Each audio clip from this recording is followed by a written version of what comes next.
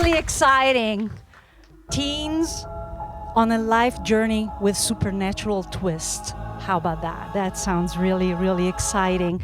So I have the wonderful privilege to introduce to you the mastermind, essentially, of what happens here at Netflix.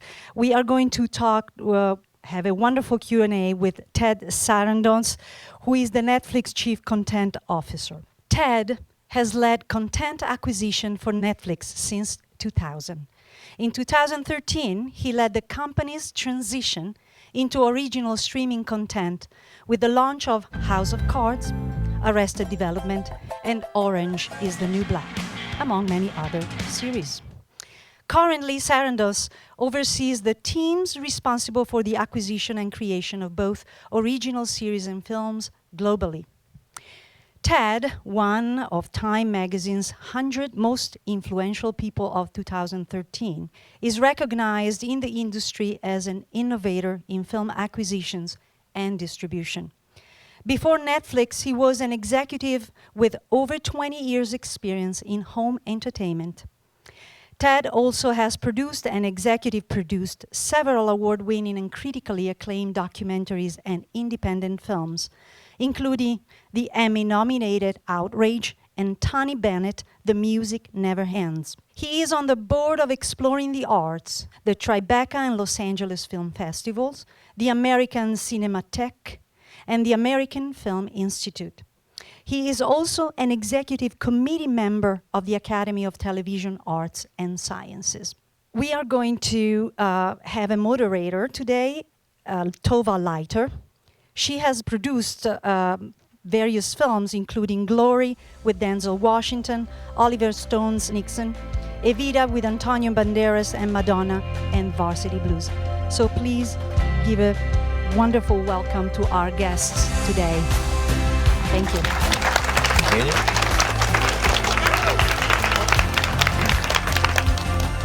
Good afternoon. How'd you like the show? All right, great. First of all, congratulations on the 112 Emmy nominations. Thank you. Thank My you. God. So a lot of folks make that happen. There's 40 different shows. That's pretty cool. Yeah. But somebody at the top, the marionette, moved the marionette. So you are now basically crowned on the world stage as an innovator, some say disruptor of the TV and movie business. But we really want to know first, you know, what was the unlikely path that you actually have to glory? Yeah, it's a super unlikely. I'm almost reluctant to give my path all the time because it's like pretty. It wouldn't make no sense for anyone to try to follow. Okay, you studied journalism, yeah, right? I thought from a very young age that I would be a journalist. I always thought that was going to be what I did. And then after you graduate, you go and you work? No, I didn't even graduate. I did 2 years of college, community college, and I had this epiphany that I was not a very good writer. And that wasn't going to, so and I was probably not going to be a journalist. And I was working part-time in these video stores. Some young people don't even know what a video store is, probably. Right. It's like being a blacksmith. It's a job that doesn't exist anymore. But the video stores were empty all day, and you do all their business like from 7 to 9, and so all day just watched movies. So I watched every movie we had in the store over and over again. And so it was like a crash, like an MBA course and a film school in one. Like those couple of years. Like Tarantino. Yeah, you learn a lot by watching, I think. And it was a thing that kind of got me grounded in film and the artistic sensibility of film. And then running the business was running a business, so it gave me the kind of the business background as well. I went from that into distribution.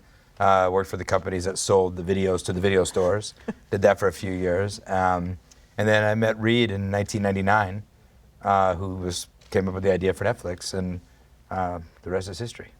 So Reed offers you a job, but why? You were still in analog and he was already in tech. So Reed is a brilliant software engineer. He could write code, and he had the idea to do this and knew how to make it work from the system standpoint, and from building a website that worked and all those kind of things. But really was not the film business was not his world. He didn't have relationships with the studios. And at the time, I had been in this pocket of time when I was running the video stores and working in distribution, that the heads of home video had become very important to the studios. They were driving all the profits. And these were the same people who were selling me movies out of books, at one point. So I had the relationships with the studios at the time and knew how it worked. When I joined Netflix, we were buying all the DVDs. Back in the early days of Netflix, we used to just mail DVDs around the country. Right. And back in those days, we'd buy the movies at Best Buy and Walmart and Costco. So basically in that first year that I joined Netflix, it was getting direct relationships with the studios and eventually developing revenue share programs and all those kind of things. Even HBO at that time gave you their movies, or never? They did. HBO on DVD, yeah, because they couldn't. The beauty of that old DVD business was you didn't have to have a deal. You just had to go buy the disc, and we had everything ever made on DVD, including all the HBO movies. So it was 100,000 movies on DVD or something. Unbelievable. Yeah. Okay, so then in 2013, you decide to go into original programming, and I remember reading House of Cards. It was like, it sent shockwaves through the industry because first of all, it broke all the rules of pilots and timing and budgets of so on and so forth. But for you as a first timer, it was like a tremendous gamble to give somebody 26 episodes without a pilot and creative freedom to boot. And not just somebody, David Fincher. So I think David, I love more than anything somebody who knows what they want. Yes. And knows what is important and what isn't. And I would say that David, we never had a wasted conversation or a wasted argument about anything during this production. And the trick of that thing was, when we got the pitch to do for House of Cards, we had 3 really beautifully written scripts from Beau Willimon, who was nominated for an Oscar that year. David Fincher was going to direct, first time directing television, a television series, and Kevin Spacey to star and Robin Wright to star. I mean, it felt like a no-brainer. If you're going to ever do this, just you do this one. And I was very familiar with the British version, having seen the DVD version of it many times. It's a great series. And so I had this great source material, a great adaptation, great director, a great star, great scripts. And the thing was, we've never done this before. So when they said, do you want to come and hear the pitch? I said, no, I want to come and pitch David as to why he should do it for yes. In other words, I'm saying yes right now, but there's a million reasons he should never do it here. We've never launched an original anything. All of our shows on Netflix at the time, we've been streaming for about 5 years, and everything was licensed from other networks and reruns. And so we got the meeting to go in on Monday morning, sat with David, and I just said, we're saying yes, the answer is yes, and we'll give you 2 seasons with no pilot and no notes. So what you technically could give us 26 hours of your home movies, but you have to put your name on it. And the bet is that someone who really cared about their brand would really make it great if you gave them the freedom to do that. And that's what we did. It was very competitive. Yeah, HBO definitely wanted it, and FX, everybody wanted it. And I think anyone else would have, because of the ambition of the show, probably would have done a pilot order, and direct to season was very, very rare back then. Now almost anything competitive has to go direct to season. Well, everything you did basically gets copied a lot. There's no question about it. That's why they call you an innovator. The other thing that you did that was very unusual and serious is you pay people a very generous upfront money, but no back end. What is the thinking behind it? Well, mostly there is no back end. We would rather the shows that are on Netflix and the films that are on Netflix be only on Netflix. That's a reason why people subscribe. So we think there's more value in the exclusivity than there is in the aftermarket for the product. So we buy it, we figure out with the talent, what their share of a back end would have been, and guarantee it and pay it up front, so that it's meant to be competitive with how it would have gone through any other channel. But since we're not selling DVDs or we're not in theaters, we're not selling syndication, that whatever their share would have been in success, we agreed to that number up front. You guys took very big swings on The Crown and other shows, and it constantly pays off. I mean, it's incredible. Yeah, I mean, I think The Crown came to us. Peter Morgan and Stephen Daldry came in for a pitch about a show about the life of the Queen You that was couldn't going to. get two better No, names. I mean, to tell that story particularly, and that it would take 6 seasons of television Wow. to do it, and that we committed to do the first 2 right out of the gate. Again, other people had been interested, but no one was committed enough to give them both seasons. And Peter writes every word of the show, and it's just I think it's a remarkable bit of television. It's remarkable. I mean, we were all glued to it. Okay, I'm going to open up for the student because this is really for them. So, who is the first one who's going to ask a question? Hey, how are you? My name is. Welcome to Netflix, by the way. Thank you, thank you. I appreciate the AC inside of this building. It's really good. My name is Konstantin. I'm studying filmmaking, and I'm also writing. So my question is, can you elaborate more on the process? How do you select original TV shows to produce Netflix? So, and where you guys had walked in the building here, there's 11 or 12 conference rooms that are down here on the first floor. Every day, dozens and dozens of pitch meetings take place, which are people either with a script or an idea or a Bible for a show. Typically for us, because we don't do pilots, we look for a show to be very well developed. Choose a pilot script preferably and a Bible, some attached talent, directing talent, writing talent, acting talent. And then it's evaluated from our teams in a fairly traditional way. Is this a world that people want to spend a lot of time in? Are these people that people want to spend a lot of time with? Can it be executed? Is it a vision that can be executed? And that's and typically that comes from, have you done it before? And can it be repeated? And how is it important to have the sort of intellectual property behind it, like a book or something that is based on, or something else? I don't think it's important at all. It is one of those things where a lot of things come from books and remakes and sequels. But the things I've been most proud of are things like Okja or Bright that are completely original worlds, not based on a book or a spin-off or a remake of anything. So.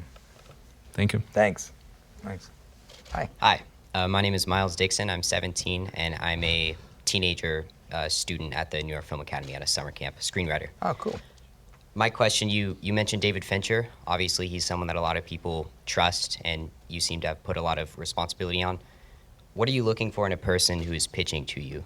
So when people come to you and your team with concepts and scripts, what makes you invest in a person and their ideas? Well, it helps if they've done something before, right? So you can look to something, and I don't mean have had a TV series. That's a very high bar, but something like the Duffer Brothers when they created Stranger Things. They had made a very low-budget film at Warner Brothers that had never even been released. So when they gave us this pitch, my team was really blown away by the concept, and it was pretty ambitious what they were proposing. And the big challenge was, wow, can these young guys who have basically done a couple of episodes of Wayward Pines, run a show? It's like being a showrunner is like being a CEO. So it's a big first job. So we loved the concept. We loved their take on it. We had some questions as to whether or not we thought they could execute, so we got a hold of that movie that they made for Warner Brothers, and everyone loved it and loved what they did on very low budget, and it was enough. So. If you could go back and give advice to yourself when you were first starting out in the film and television industry, what would you say? You know what, I would have probably given me really lousy advice, because it would have been really hard to imagine where we sit today. I mean, just recently we filmed the last scene of the last episode of House of Cards. So you said it was the big thing that started. So 7 years between going to Baltimore, sitting there reading, doing the table read with the cast, and then to watching that last scene be shot, and how much the world has changed in that 7 years, from just for that show, for that cast, for television, for Netflix, for the world of entertainment is radically different. And I don't know that I would have ever seen far enough ahead to say you should do this and not that. The main thing is, I think the main advice is to be incredibly nimble, and do the. I think that's the world when the content creation and distribution is changing as radically it is. The thing that I value more than ever is specialization. So if you're a great writer, it carries through new formats all the time. If you're a great shooter, it works in whatever format you're shooting in. If you're a great actor, it transcends formats. So to really the thing that you want to master and just stick there and do it a lot. Writers have to write every day. Actors have to act every day. Shooters have to shoot. That's the beauty of the kind of low-cost technology now, is that you can do it. And even if you're just making it for you, you'll be able to, you're getting better and better with everything you put into it. Thank you so much. Thanks. Hi. Hi, my name's Jessica. I'm a director and a choreographer, and I specialize in musicals and musical content, and I love Davida. I was wondering, when you look for content, like what kind of work appeals to you? It's hard. The thing I have to remember is that we don't program for my taste. Because we have to program for everybody. So. And what is your taste? Well, my taste is all over the board. I personally like. I like grounded drama and comedy more than sci-fi or fantasy. I just have never been a big fan of sci-fi and fantasy. Every once in a while, I stumble into something I really love, but for the most part, really grounded drama, human stories. So when I'm looking for it, like I said, it's that world building, right? The place that I want to see what happens. I can't wait to see these people again. I grew up. I'm 54 years old, so I grew up at a time when television was kind of the center of my world. There were only 3 networks and 3 hours of prime time, and you knew what night things were on, and you knew what networks they were on, and you knew the characters, you knew their first and their last names, you knew where they worked, right? I mean, the shows that you grew up on. I always tell people about, All in the Family. They lived on Hauser Street. He was Edith Bunker. I mean, I knew his wife's first and last name. I knew his cousin Maud. So you really were invested in these people on television. And I think what's happening now is that their content is a little bit commoditized in a way that it's everywhere and it's everywhere. So when you really and it's like my kids are 21 and 23. They have no idea what night anything's on any network or how to find anything. So there's really it's a different relationship. Right. So I'm looking for that thing that will pull you back and make you say, I'm going to spend 13 almost uninterrupted hours with these people. Totally. Yeah. Do you think that to that end, do you think you will ever do like a 3-camera shoot? Oh, we do a lot of them. We do 2 of them right here in this park. We do the ranch and Alexa and Katie here on the lot. Got Yeah. it. Cool. Right on. Yeah, Cool. and I love them. I think it's a dying. Me too. I honestly think grew it's a up dying art, and I think it's. I think so too. We want to try to keep figuring out ways to reinvent that. Awesome. Thank you so Yeah, much. you're Thanks. welcome. Yeah, thanks. My name is Lorenzo Hudson. I am actually a separated U.S. Navy veteran, and I am a student at the New York Film Academy. I'm going to school for acting for film. So my question was, what made you want to get into this business? Like, why exactly are you passionate about this? I had a super chaotic upbringing. My parents were really young. We had 5 kids, and they had 5 kids. And when they started having kids when they were like 16 and 17 years old. Wow. And my house was always like crazy. And to me, the people in the box in the TV was like escape to me. They had lived like normal, calm lives, and I wanted to be with the people in the box. And that's really what drew me to it. I didn't really come to understand that till later as an adult, that I really admired the people who did that more than anything. Like I would meet even today when I meet directors, I'm in awe of them, and the work that they do. And I think that it brings. I think it's very important work to bring peace and joy and laughter to the world. So that's what inspires me to do it. That's awesome. Yeah. Thank you very much. Good luck. Thanks. Good luck.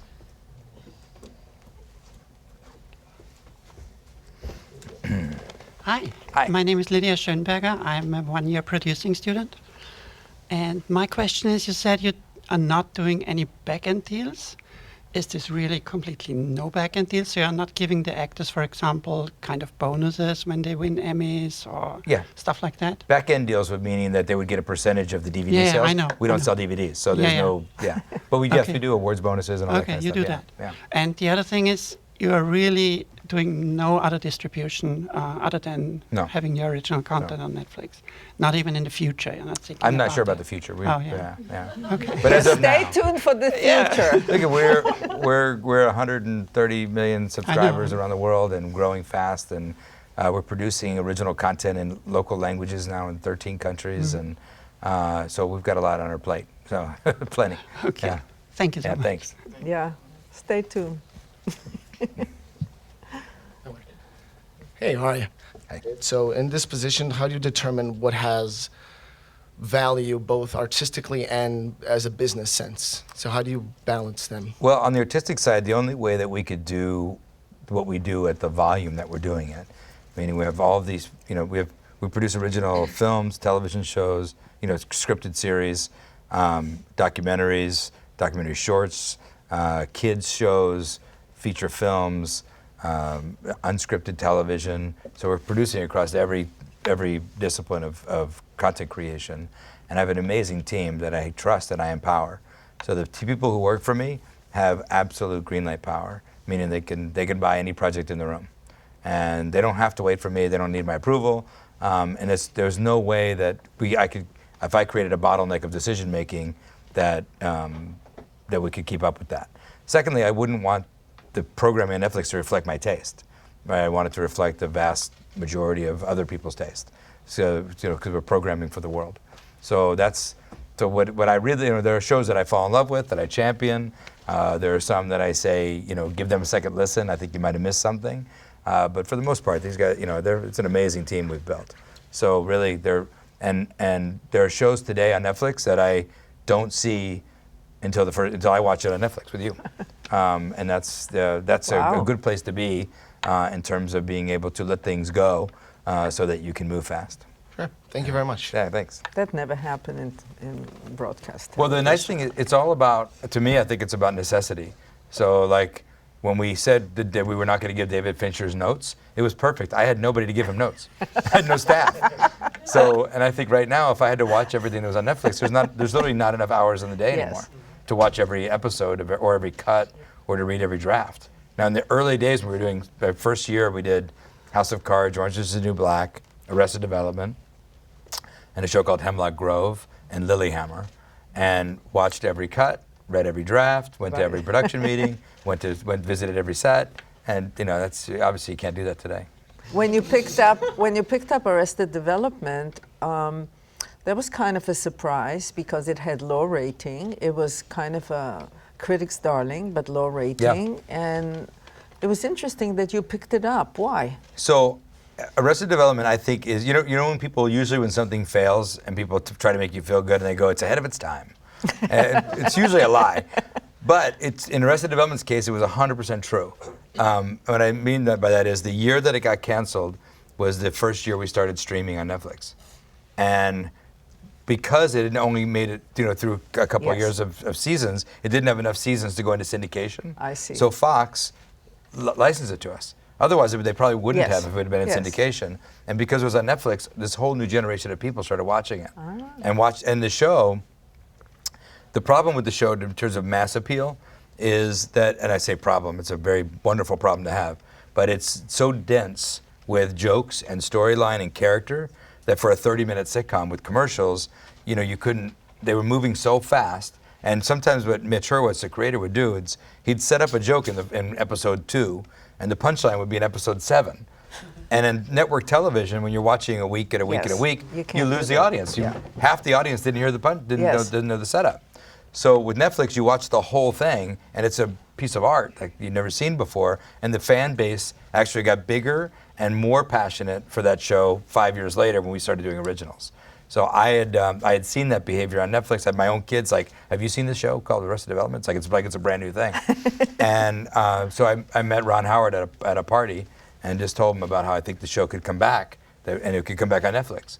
And he introduced me to Mitch Hurwitz, and we had a conference call in a room, and Mitch actually put a baseball cap on the speakerphone because Ron wasn't there, so it felt like Ron was in the room. But then when we said yes, and we made the plan in the room. And I'm surprised Ron didn't come because it was one of his favorite shows. No, he was very active in the whole process. He just was traveling. So. Okay. Yeah. Hi. Sorry. Yep. My name is Hope it's not about Arrested Development. No. My name is Shagun. I'm in the one-year photography program, NYFA.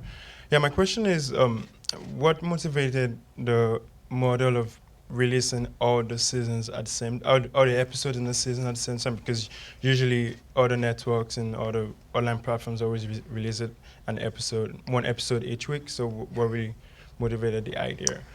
So prior to House of Cards, nothing on Netflix was, we got everything all at once because we were a year behind. So the season would run, they would deliver us all the episodes, we'd put them all up. So everything we had was all at once. So when it came down to this, we thought, well, we're gonna have, we didn't really even think about how we're gonna releasing it till a few months before. And somebody said to me, like, well, how are we gonna do this?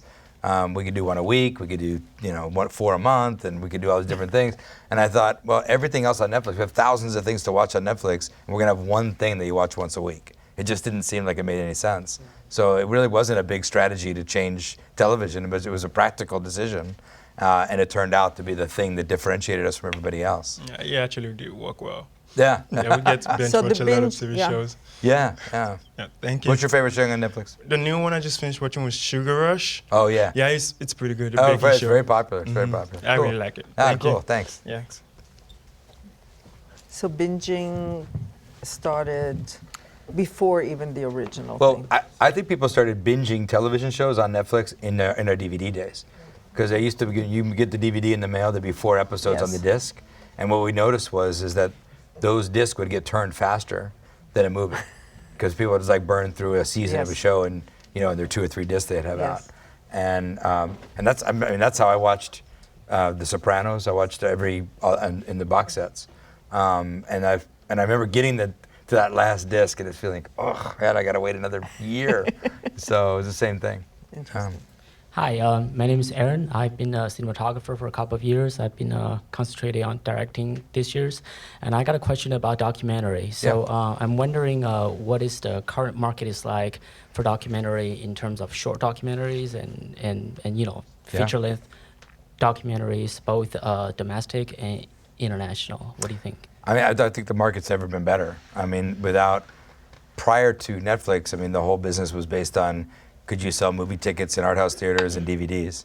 I think one of the reasons that Netflix became so popular on DVD was that underserved audiences, foreign language film, documentary film, had no place to see these movies. And it's the only category of the Oscars that all 5 nominees would never be available to most people. Right. And so if you had Netflix, you could get all of them and see them. And it built. So we'd always had a differentially big foreign film and documentary fan base. So we actually, our first part of before we started doing original shows, we had a label called Red Envelope Entertainment, where we were producing and acquiring documentaries like the Oscar winner Born into Brothels, and that was that predated our original content initiative by several years. But we weren't quite big enough to support it yet, so we were ahead of our time too. But now we are fully financing and producing. We have 65 original doc features we're releasing this year. This year. Wow. Yeah. And we have documentary series like Wild Wild Country and Evil Genius, and doc shorts. We've been nominated for 3 Oscars for our doc shorts and one last year. So. Okay. The second question that I have is if people want to kind of work with I would say Netflix. this. When I said what's the market like, it's not a great way to make money.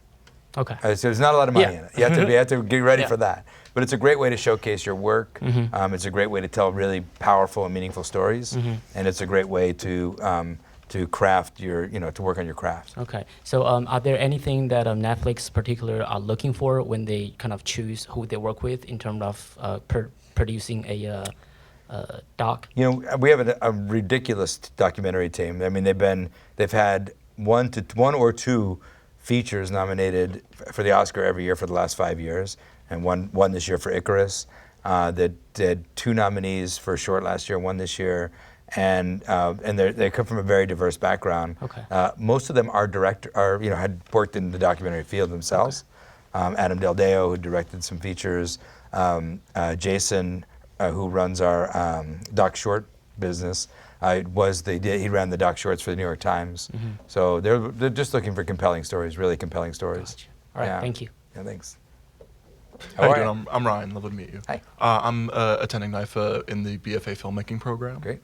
And you were talking about how what are some of our favorite Netflix originals. I was wondering kind of what are some shows that resonate with you and are your favorites to watch as well as make. Well, that's a good question. My favorite, if you want to give an insight into my taste, that's a show that did. Unfortunately, we did 2 seasons and it didn't do that well. But Lady Dynamite, I think, is one of the better comedies on television that we did. We just finished it finished its 2nd season last year. Maria Bamford. It's just a really fun, quirky, envelope-pushing comedy that I'm just really proud of. But that's closest to my taste, I think. And then that's like your favorite show to watch. What about to create? Do you have any that just kind of resonate with you? No, I mean, it's a hard thing because if they feel a bit like your children, you can't pick your favorite kid. And I think sometimes the experiences are not as good as the projects, and the other way around, where it's a really grueling shoot, as you know, and then something turns out to be amazing. So it's a harder one to pick. I think I really like the discoveries, like things like End of the Fucking World this year, that kind of no one saw coming. Yeah. And they changed everything, I think, in terms of you've got a cast that was barely known, you've got a first-time writer, a first-time showrunner, and had no reverence for the format at all. Like one of the episodes was only 17 minutes long, and it was just like you watched the whole season in 3 hours and 20 minutes or something like that. And it's just I just thought they did a remarkable job, like reinventing the form, and that's what I look for, and that's what you get really excited about when people are willing to do it. Thank you very much. Thanks. Hey, my name is Kaori, and I'm in the BFA filmmaking program as well. Great. My question is sort of about the future you see in the company, because I mean, you talked about how Netflix started from very humble beginnings and then rises to a brand that's basically recognizable worldwide, and then going into original content, and then all these Emmy nominations that surpassed HBO.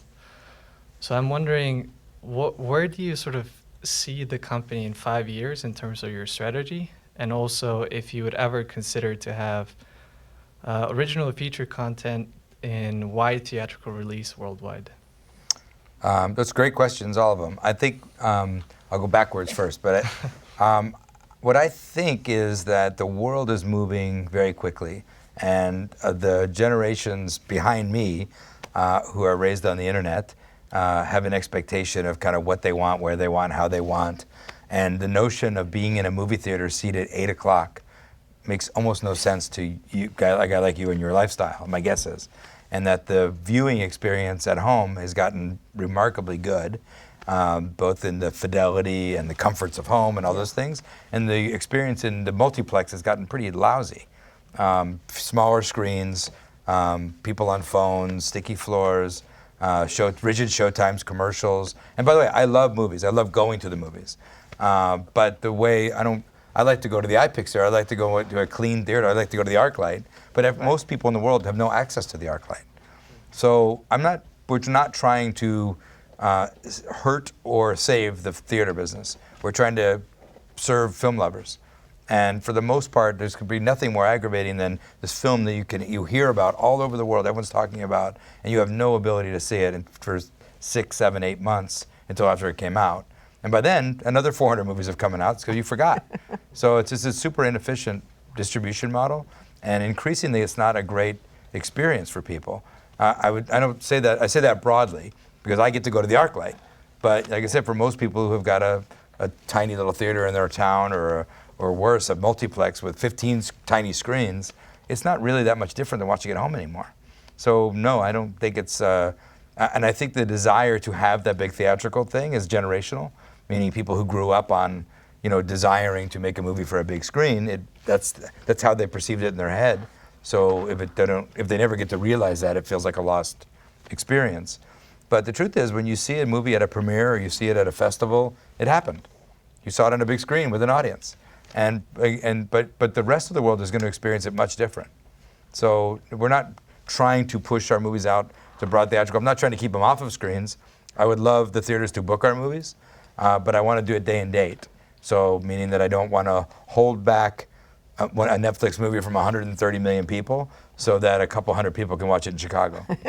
So no, that's not the drive. The drive is to just work with really great filmmakers, tell really great stories, serve film lovers, and the theater is something that is. I hope it lasts forever, and I hope people keep supporting it. But in general, it's a very differentiated experience, I think. So, and then you asked me some other questions in there. Yeah, it was what the company's 5 strategy years. was. Yeah, 5 years. Yeah. So we're we're at where we sit today at 130 plus million subscribers, 190 countries, doing all the kind of content verticals that we're doing. The next thing for me would be it's mostly just more, which is how do we? We're not in China. There's no real internet pure play companies like us that are in China. Google and others, Facebook and others.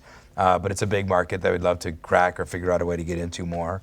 I think that there's a lot. There's still a lot. When you think about how much watching is on Netflix, it's a lot. But relative to all the time you're spending on screens, not very much. So the way that we make stuff that's so good, that's where you're going to go to all the time. So it's just increasing the amount of time people are spending with us by making more and more content that they can't live without. And maybe one add then. So I'm wondering for the model, with more content and more people, if you're going to keep the sort of subscription base, or if you might go more direct towards like pay-per-view for certain content. Same thing. I don't think that people. I think it'd be really confusing for people to go to Netflix and there's all this great stuff to watch, and then there's this stuff you have to pay separately to watch for, because it's in a different window. So it's just such an such an out-of-date concept, this idea of windowing, that the pay-per-view and the DVD and all these different things. People just want to watch a great movie. So I don't think they want to understand business models and windows. They want to understand great storytelling. So probably not. And no advertising. We definitely don't want to go to advertising. Well, I'm glad to hear. Thank you. Thanks a lot. How you doing? Hey. My name is Noah. I'm a screenwriter at NYFA in the bachelor's program. I've actually got 2 questions for you, if that's all right. Yeah, please. My first one is, Okay. how many projects do you take on at one time? The company? Yes. Oh, I don't. Honestly, I don't even know. There's a lot. That's good to know. I mean, if you look across the verticals, there's over 1,000 original projects running on Netflix right now. So. Amazing. That is quite amazing. My second question is, how do you estimate the budget for some of your original works? Well, there's a submitted budget from the creators of the shows and films that basically this is the budget they're proposing, and then we try to look at that and see if we can do it for that. And then it's mostly around, can we get viewing that would match that budget? So we could pay a lot of money for a show that gets watched a lot. We're a subscription business, so the money that goes into that content has got to serve a lot of people, or at least relative to what it costs, has to serve that many people. So you can make a very big show like, Bright, the movie we did with Will Smith, was a big budget film with an enormous audience. And then a show like Lady Dynamite was an inexpensive show, but the audience wasn't even large enough to support the budget of that show. So it's really trying to find the balance between the audience desire to watch and the budget that it would take to get there. Okay. Wow. That's thank you so much. Yeah, thanks. Appreciate it. Hi, Mr. Sarandos. Nice to meet you Hi, again. how are you? I've been subscribing to Netflix since the second year here in America, and I'm a Chinese Chinese film student here in filmmaking. As I was digging deeper in the Netflix library of original content, and also by reading the news, I found out there are a lot of content like TV shows and movies are in foreign language, like Germany and Indian, or some even in Chinese and Japanese. And also there are a lot of shows that is like adapted from like foreign culture, like Journey to the West and Monkey King. So I'm just wondering, so what's the what process of determining what show, like in which language or from which culture is worth making? Well, the way we localize, we try to make things, and make them all global. So if we make a show. We just launched a show in India called Sacred Games. That is, you can watch it here, and we use the technology to overcome the language barrier, dubbing and subtitling. And we're trying to get really great at subtitling into English, or dubbing into English, which is really, there's no real call, there hadn't been really much call for it prior to, what we're doing. What movies that wouldn't play here, they were subtitling like Godzilla or dubbing Godzilla movies, but not, not art house movies from Japan. Same thing kind of with the kind of Hong Kong cinema. The dubbing into English was really bad, so it never really became much more than a little niche.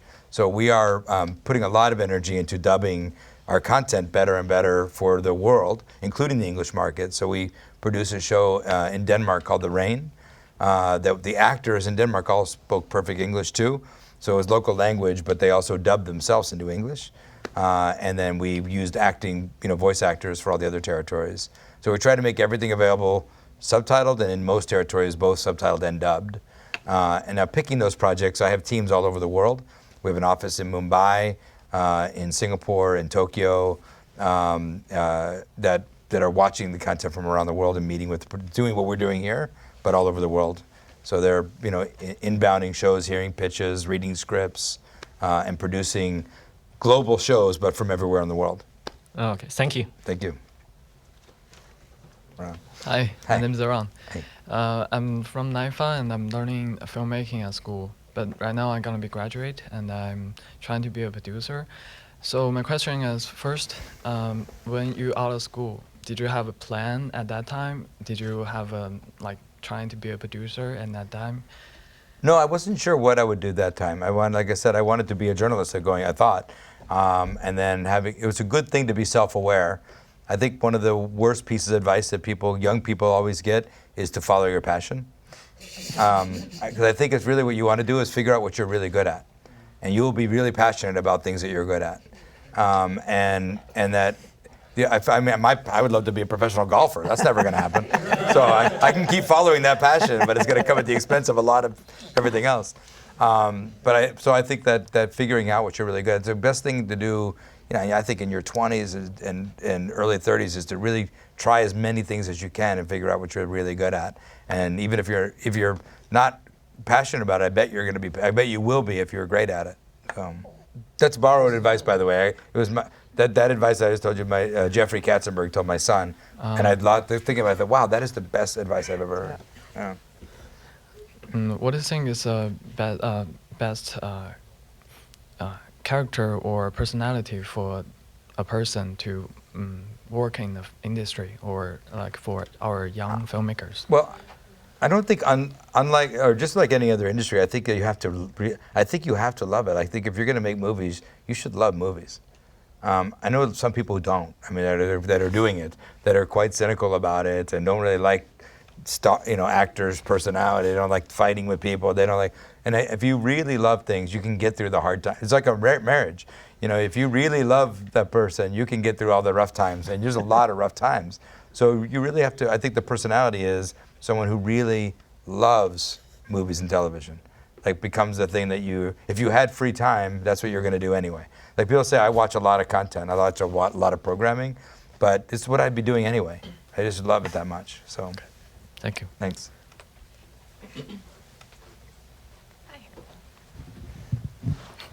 My name's Alyssa Angelis, and I'm studying filmmaking, AFA. Yeah. So you said you came from the more physical, video store background. How did you feel about making that switch from analog, DVDs, to the online streaming? It's funny, in meeting Reed in 1999, when the internet was super expensive and very slow, that first time we met, the conversation was about how Netflix was going to deliver digital content to homes. So he had a very clear vision for this in 1999, and that we never intended, we knew in 2000, was that the DVD was not going to be the permanent format, that something else was going to replace DVD. So we knew our business was going to be obsoleted. So by doing that, you never really got that attached to the format. So it's very unusual in business to move from one generation to the next. Like Greyhound buses, Greyhound never had an airline. Amtrak never got into the plane business, and it's very unusual to not to get displaced by the next thing. And we did that. We avoided it by knowing that there was and admitting that there was going to be a next thing. So when we started, we said, look, the cost of postage, because we were mailing DVDs, is going up a little bit every year, and the cost of streaming video or downloading video is plummeting. Right. So at some point, it was going to go like this.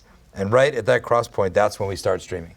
Because if we start investing too early, no one can watch the programming because it's too expensive to download. And if we do it too late, someone's going to beat us to it.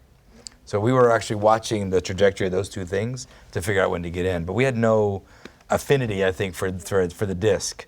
Really, the affinity was for the content, for the TV shows and the movies that people were watching on it. That's cool. Thank you. Yeah, thanks.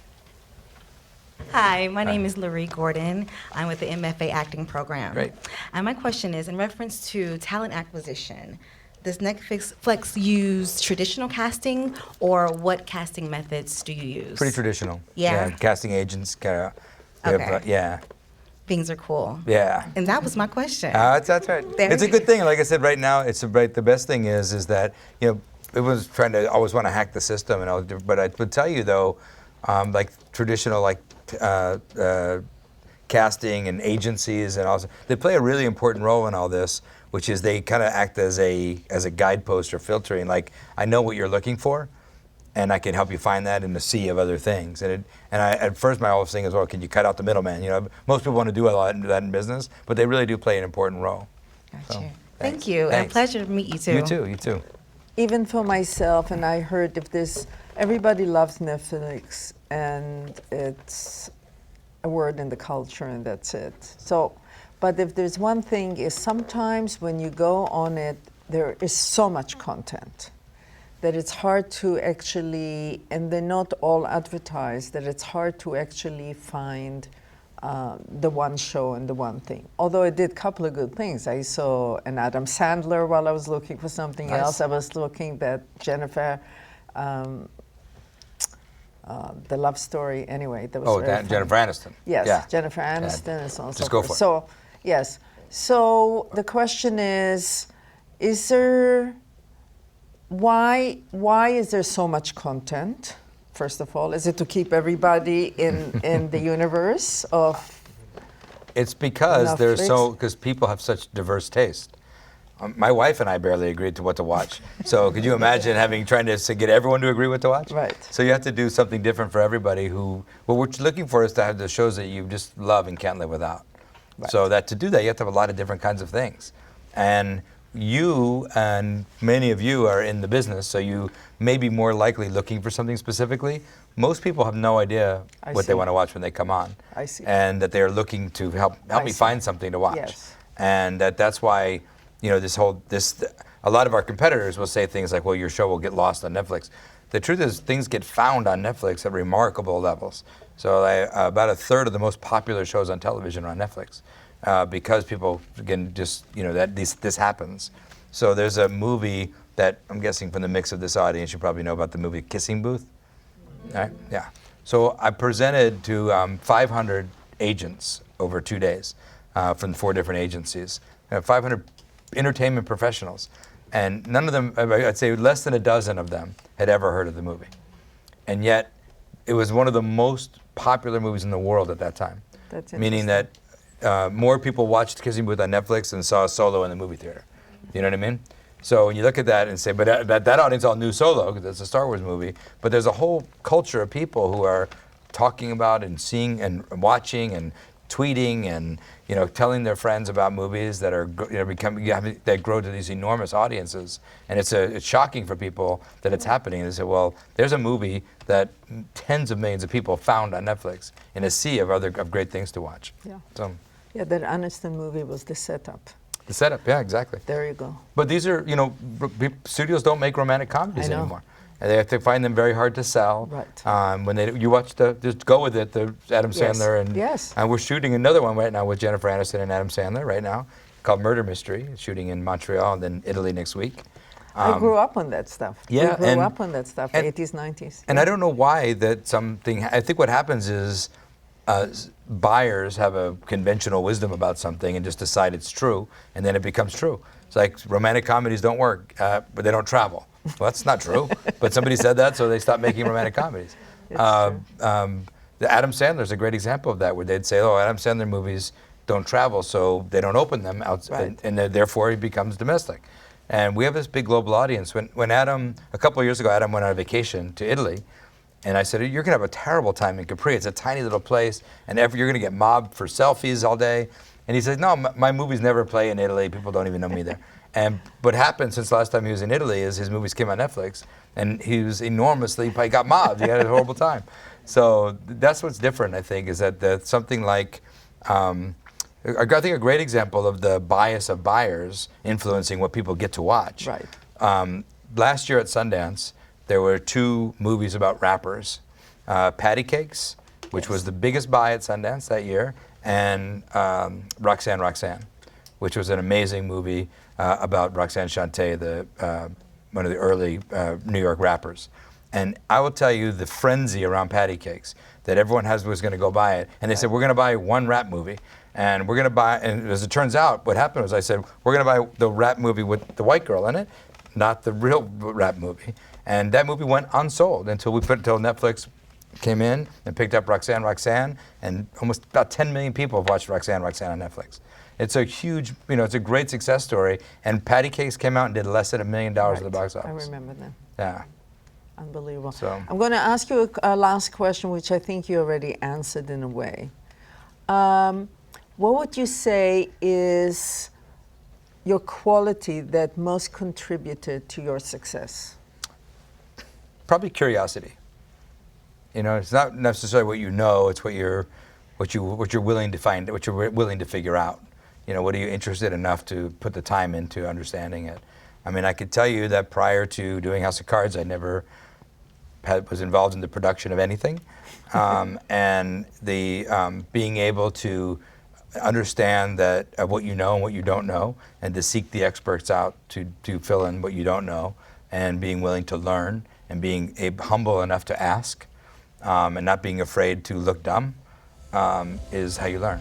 And I think that's what probably the one thing I would attribute mostly to it. Okay, who here learned something tonight from Ted?